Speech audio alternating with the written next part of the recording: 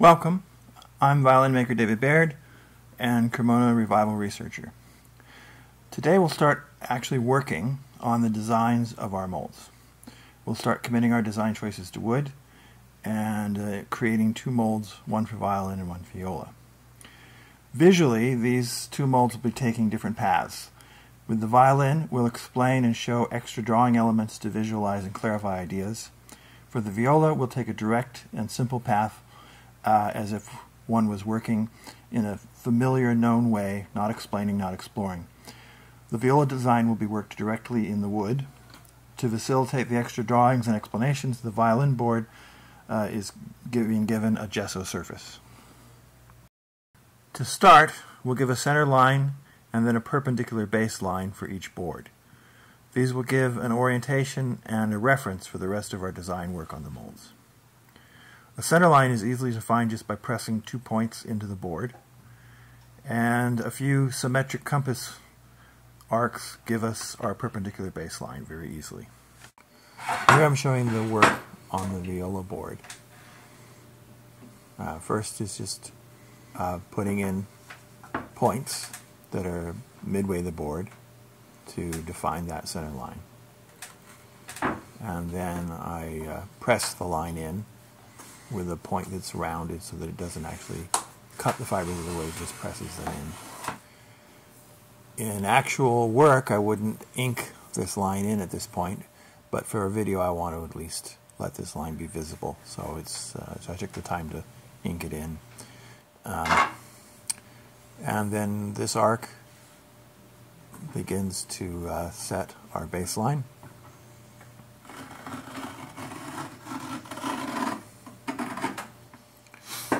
Combined with these two strokes, that gives us 2 points for this line.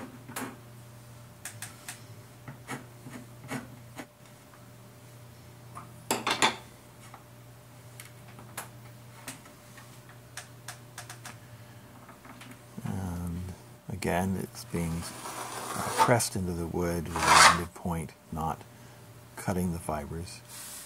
And inking it in is an extra step because we're doing a video here. So far in this video series, we've been preparing the way. But now the actual work of creating instruments begins. We will find that all the physical work of creating these instruments will be bound and governed by design choices. Each choice will in itself be simple, and each choice will amount to simply picking one among several options appropriate to that at that juncture for that feature. The options at each design choice we encounter will be the options we can observe the Old Cremona makers using in their instruments that still exist. In this sense, the options for each choice will be the traditional recipes of Old Cremona making. In fact, we've already made the first big decision by deciding on the types of instruments to make. At each decision, there will be a traditional range of options for general instrument making, but only a sub-range of that will be fitting for the instrument type we're creating. We've settled on making a contralto viola and a standard violin. The design choice we face now is to set the lengths for these instruments. And in other videos, we've already looked at some of the general ideas of violin family sizing, so that gives us a start. What we need now is to see the practical use of this in sizing these molds. A number of the molds from Old Cremona do survive, including the 3 viola molds shown here and the 14 violin molds. I wrote about some of the features of these molds and some of the meanings of the markings and information contained on the molds in the May 2022 issue of the Strad magazine. But for our purpose right now, we're interested in how the length of these molds were set. In general, the length choices for both molds and instruments are structured in terms of the old Onkya measuring system. So we need to be familiar with that. Again, this is covered in an earlier video, but let's walk through it right now. This illustration is by an in-law. It was the father-in-law of the first husband of Stradivarius's wife, Capra. He published a book in Cremona on geometry and architecture and a number of things, and includes this little illustration showing the Oncia system. Circled in blue there is a length of 4 Oncia, sometimes called a ped. And in this system, 12 Oncia make up a braccia, or a shoulder, and an Oncia has 12 points, subdividing it as shown here in the illustration. This was not a highly standardized system of measure. So if you went to a different town, or even a different guild within the same town, you might encounter slightly different sizes of oncias being measured. And we have lots of evidence and fragments concerning the lengths of these in northern Italy, but it is, it's a scattered thing. For Cremona violin making, it seems that they basically use something very close to 40 millimeters. I've found the best estimate to be 39.9 millimeters, but they weren't always consistent. In some shops we see a slightly larger oncia being used, which is more like 40.1, and sometimes we see evidence of usage of an oncia as small as about 39.7. So there's a plus or minus about 1/4 of a millimeter in this. Here we see a selection of violins, and each is measured in the oncia system, and there's a bit of structure to it, so let's look at that. What we have is an oncia measure, like 6 oncia or 8 oncia or 9 oncia, and then in many cases it's adjusted up or down by a part of an oncia. So 9 oncia minus 1 point makes for a large violin, a long model Strad. 6 oncia makes for a very small violin. In addition to this, there's the detail of applying this measure either to the outer edge or to the inset.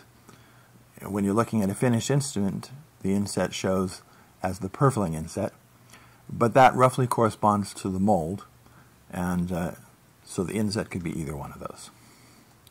When we look at molds, it's extremely similar. However, the range is somewhat reduced.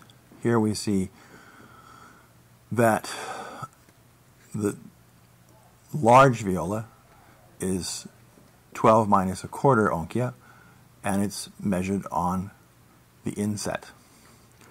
Whereas the two contralto molds that survive are both 10 and 1/3 oncia, and that's measured on the outer edge. The long model molds, the two of them, violins that survive, the G model and the B mold, both of those come out at 9 oncia on the outer edge. And then a large group of the molds all aim at 9 oncia minus 1/4, or 8 3/4 oncia. A single mold, the MB, which it's unclear if that's one of Stradivarius's molds or perhaps it's an even earlier mold, but it is 9 minus 1/3, or 8 2/3. And then we have 3 smaller violin molds. So putting this into practice in making our molds here, I chose the most archetypal measures. And here's the gessoed violin board, and I'm marking off 8 3/4 oncia.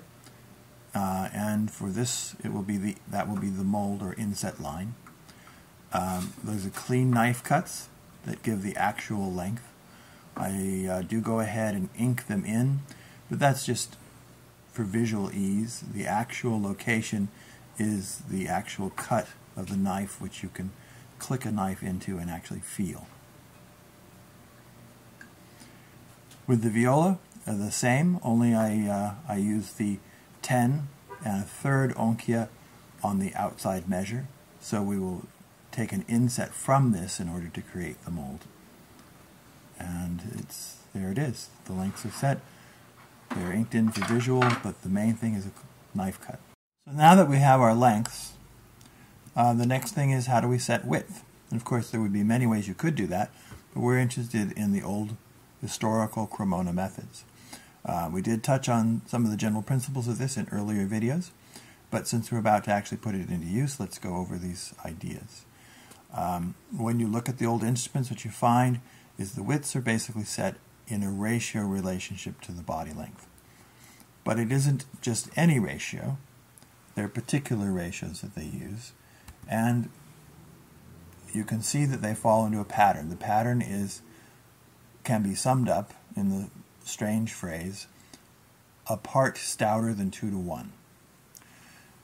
Now, that can be accomplished by either making the length by width 1 part shorter than it would be if it was 2 to 1, or by making it 1 part wider than it would be if it was actually 2 to 1. So when we do the shorter ratios, we end up with a series of ratios, 2 to 3, 3 to 5, 4 to 7, 5 to 9, and 6 to 11. So these fit that pattern, and they're actually found in examples of Old Cremona making. You could continue the pattern further. You could have 7, and if I double 7, that would be 14, but I make it a part less, so it would be 7 by 13.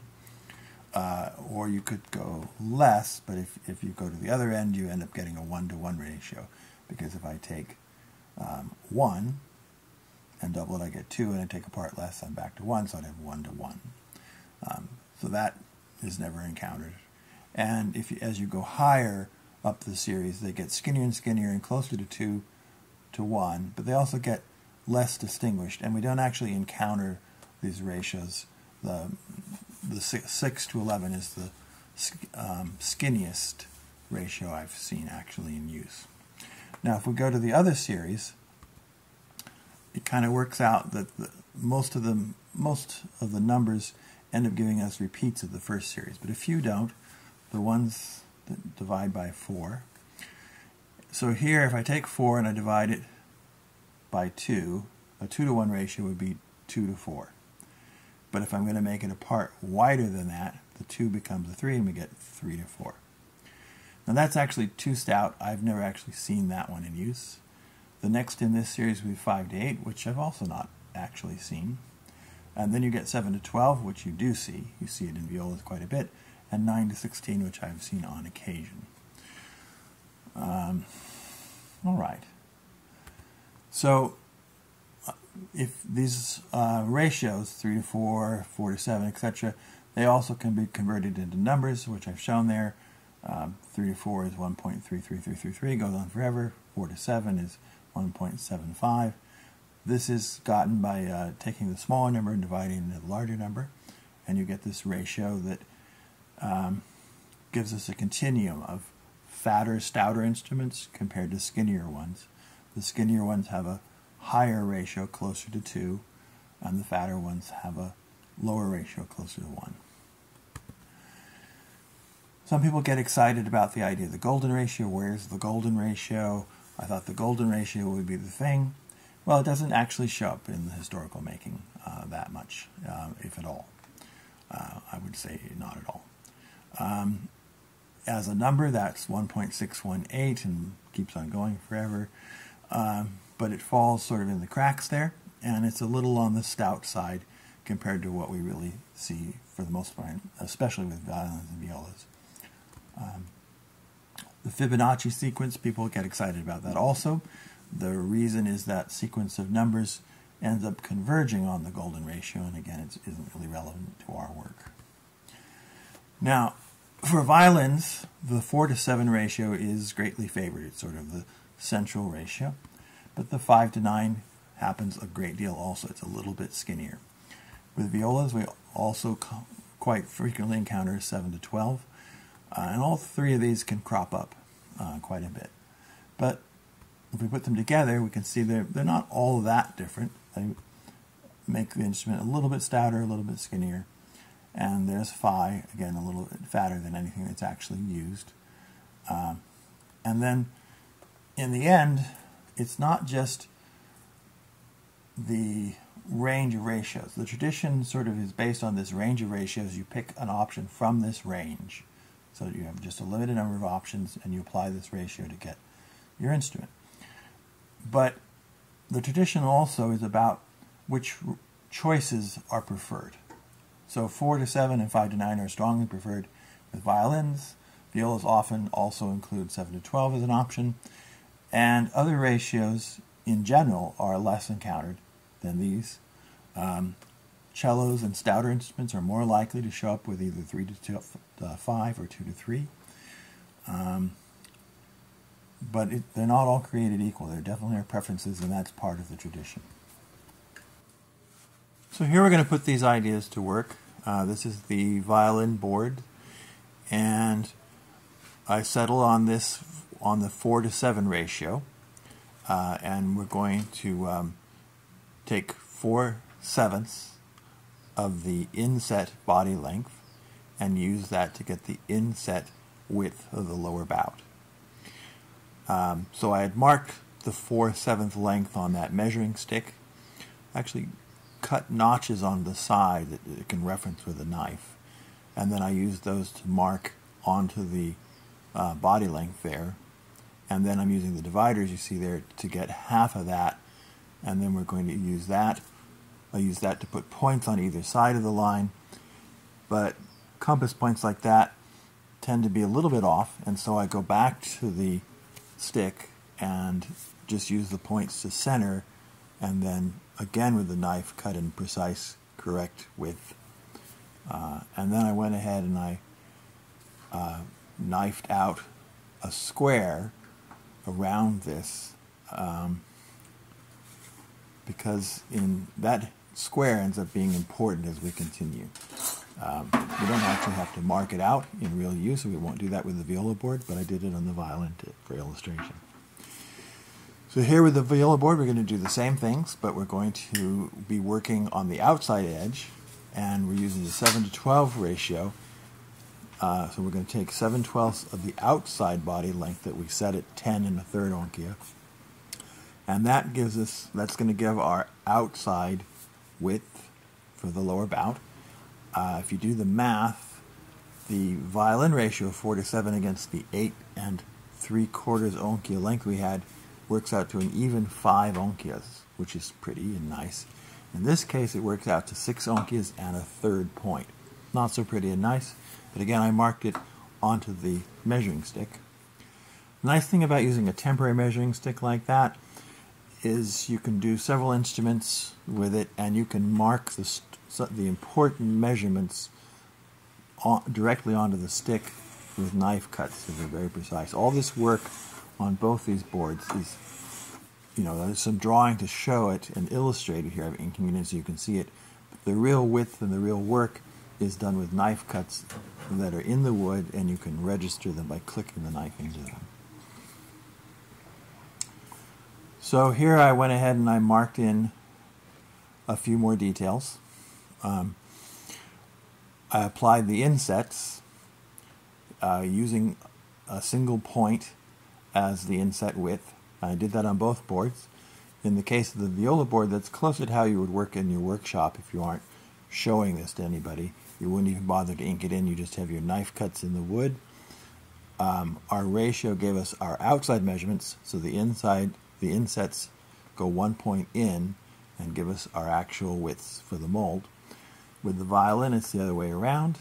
Our ratios gave us the mold length and width, and then the insets show us an estimate of the final instrument's dimensions. And in this case, I drew a box around showing the overall size, and then, as we said, a square around the bout, the lower bout, because that is a useful concept that we're going to be returning to. Thank you for watching. I hope you enjoyed.